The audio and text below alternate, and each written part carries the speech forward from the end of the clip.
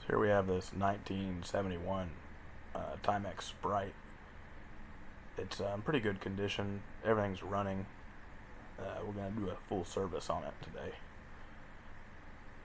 We'll check the hand motion real quick, see if the date function's working. And it looks like it is.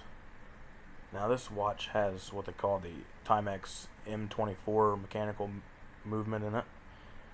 It's a pin lever movement that doesn't have any jewels. Even the pallet fork doesn't have jewels on it. It's got pins. You can kind of see it through those two holes there, hitting the balance wheel. So first thing you got to do is, get the case back off and then take the winding stem out. And then you grab this movement out of here and set it down. So I'm going to put some plastic over here so I don't scratch the dial up anymore, and pop these hands off.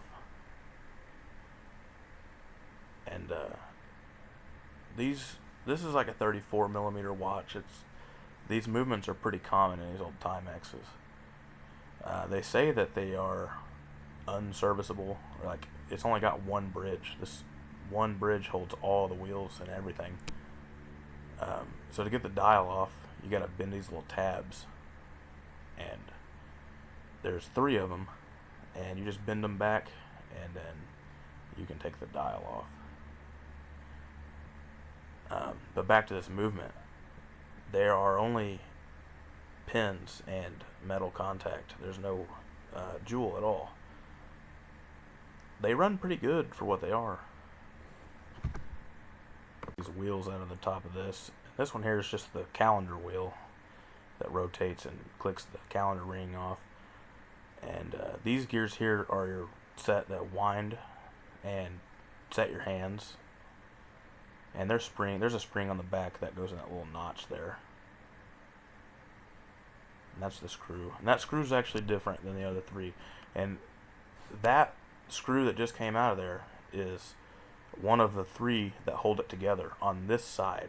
So you have to take the screws out of this side to be able to get the bridge off. So when you put it back together, you have to put the bridge on and then flip it over to put the screws in. And there's only one bridge for all of these wheels. That screw right there holding this calendar spring is the second screw for the movement. And then we have one more there in the top in the middle. And we'll go ahead and take that out and drop this bridge down. And you'll see it drops nice and neat out of there. And these movements are a little bit weird. You have the balance assembly and hairspring you could take them off, but you don't. They're all connected to the main plate. And as you can see, there's all the wheels from under the bridge. Now it's tricky to put them back together, but I've done enough of them that I can kind of give you some examples of how to put these back together easily. I've got to the point where I can almost drop it right in and get it. So there was the pallet fork, and here's the balance wheel. And then I believe that's the 3rd wheel coming off here now.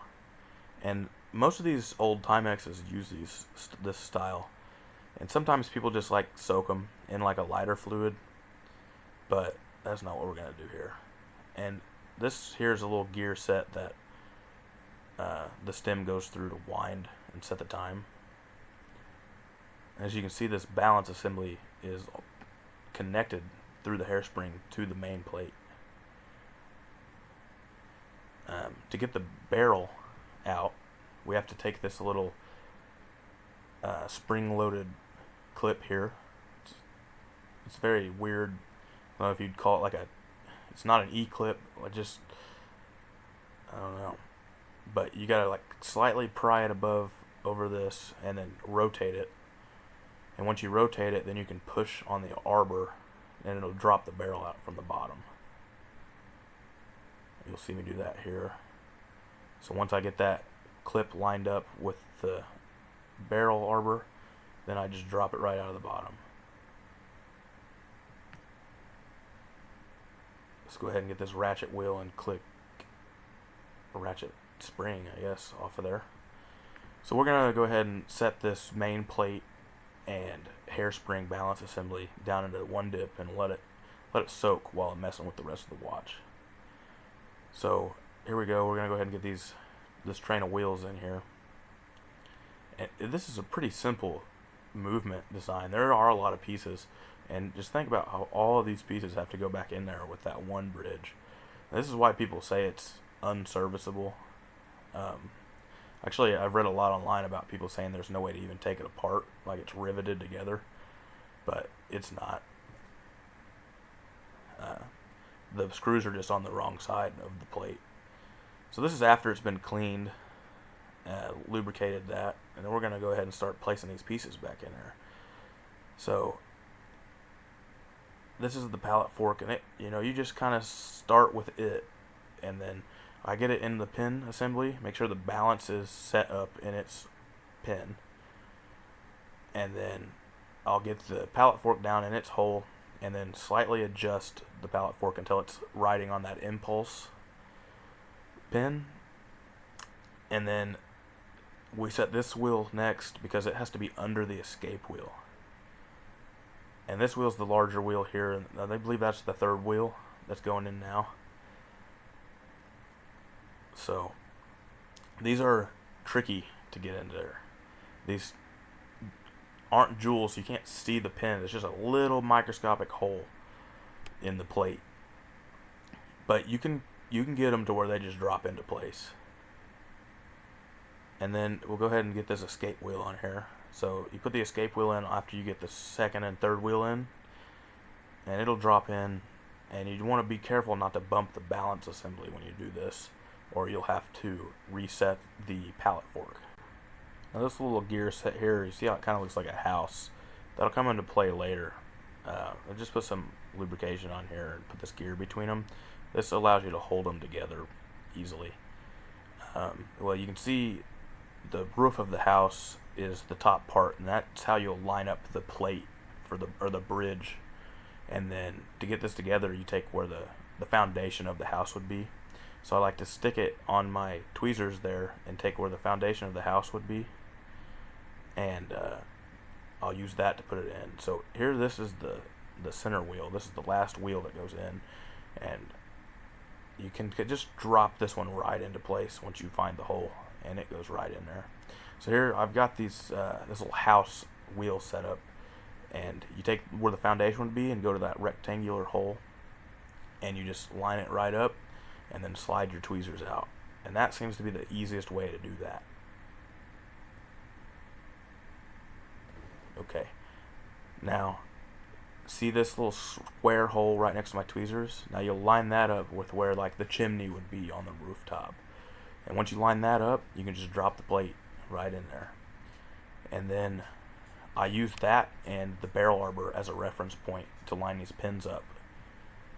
And for the most part, it'll drop right into place. So you can see these holes, okay, so I dropped that in, and I got several of them lined up already. And there's only a couple that didn't line up, the balance wheel and the pallet fork, and they're down here. And to do that, and those are typically the ones that won't line up, it's because the balance, or the escape wheel, sorry, I said balance wheel. The balance is what's holding that up. So the escape wheel pivot and the pallet fork pivot, to get those lined up, you're going to slightly touch the balance back and forth until it drops into place. And you'll see me do that here in a second. Where okay, so yeah, I'm just touching it, and see it's moving the bridge, and I'm watching the barrel arbor and this little chimney down here on this square, which that's not 100% important, but that'll keep your alignment correct for the other pins. And then I just tap on the bridge and try to line up this balance. And this is real time. I didn't cut a lot of this out because I wanted to see how easy I can get these typically. Now, I did struggle with them for a long time. I've probably done 30 of them. So there it goes. It dropped right into place. And I've got all the pins in there. Alright, so here's the hard part. Getting the screws in there. And the best trick I've found to do this is taping it. You put some tape down on this bridge, hold pressure, because you don't want to lift it because it will unalign. So hold your finger, and then I use my tweezers and I'll press the tape into the other side, right there where I'm pressing right there. I'll use tweezers and press them all the way in. And then once you have it taped good, you can take it out of the movement holder and flip it over. So here we go. We've got all of them lined up and the bridge is taped on. So here I'm going to hold pressure on the main plate and take this tape off so I can start putting the screws in. Now, you want to be careful which screws you use, because like I said earlier, that screw for the wheel, or for the hand wind, is a different screw. It has a shoulder on it. So I'm going to go ahead and put this one in that doesn't hold any calendar works or winding on there, and that'll be enough to hold it. So once I get that on there, I can go ahead and pull this tape off the other side and put this other, and now this is the correct screw. I put this other screw in here to hold the other side because it will fall apart. So I'll go ahead and put this other screw in, and this is the one with the shoulder on it, and that one has to be there in that specific spot. So I'll go ahead and I don't tighten it all the way down, but I do it enough to hold the bridge in. So when I flip it over, and you can see this is where this click and ratchet wheel go on the top of this barrel arbor. So those screws are on the bottom are holding it together enough to where it won't fall back apart. So to get this back together, I have to hold tension against this click spring to get it out of the way of this wheel. And it takes me a second to realize that it's in the way. But once I do, I use this little plastic pin I have to hold pressure against the click spring, and I get the wheel to drop right into place. Now, all of these Timex movements are slightly different. For the most part, the bridge and everything is the same, but the top side here, I've seen a ton of differences to where even parts aren't interchangeable. Okay, so once we get that ratchet wheel on there, we'll go ahead and get this little clip spring, ratchet spring thing down in here. And to do that, you just line it up how you when you pushed it off, and then you apply pressure and then turn it. So here you'll see me lining it up, applying pressure with my tweezers, and then I'm turning it with my other tool. And once I turn it, I check to make sure it's locked in, and it is. So I'm going to go ahead and oil some of these pivots down here while I've got this side of the movement. And this is just your basic 90-10. I think it's 90-10. You could probably use a thicker lubrication here because it's not a jewel, but I've not actually seen any issues with them being worn out so much they won't run. Typically what happens to these watches is if it gets dropped, one of those pins on the balance assembly will break off, so you have to replace the balance assembly, or the calendar works will strip out and you will no longer be able to set the time because the wheels that run that will strip.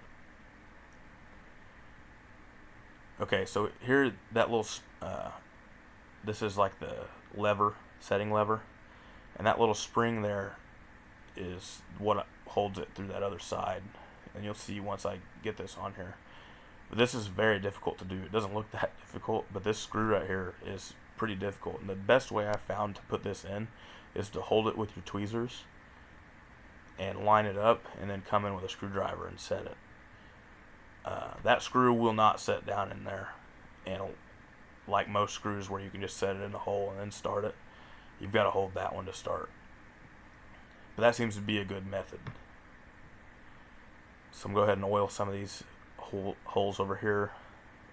Too much oil, a come back and get some more of that. These movements are pretty durable.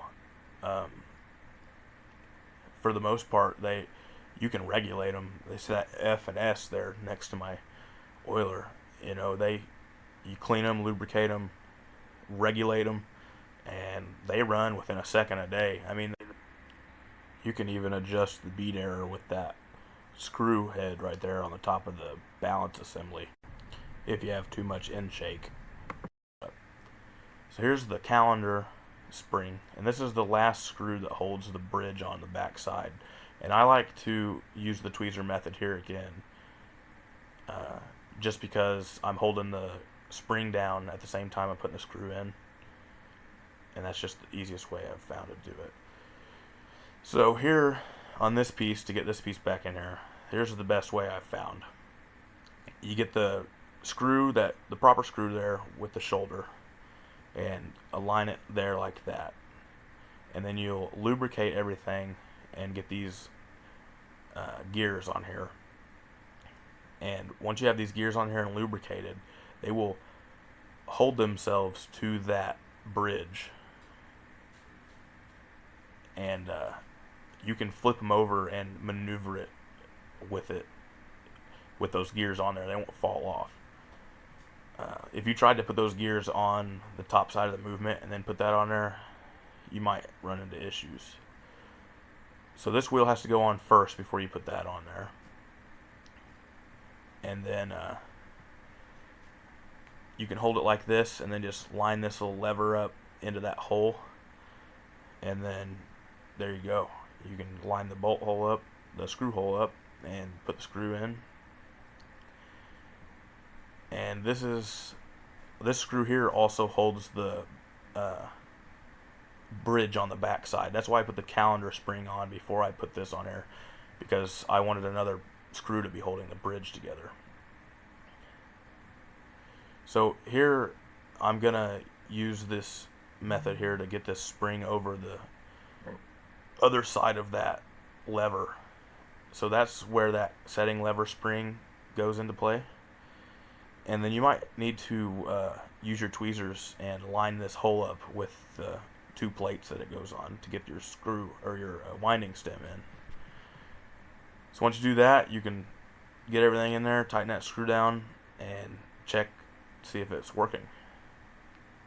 And it is. So here we're gonna pull this back out, or push this back in, and apply some wind to this mainspring. And that's good. It's taking a wind and it is moving. And you can see down in there that how that impulse pin hits the pallet fork, and then it's got pin lever that runs on this escapement.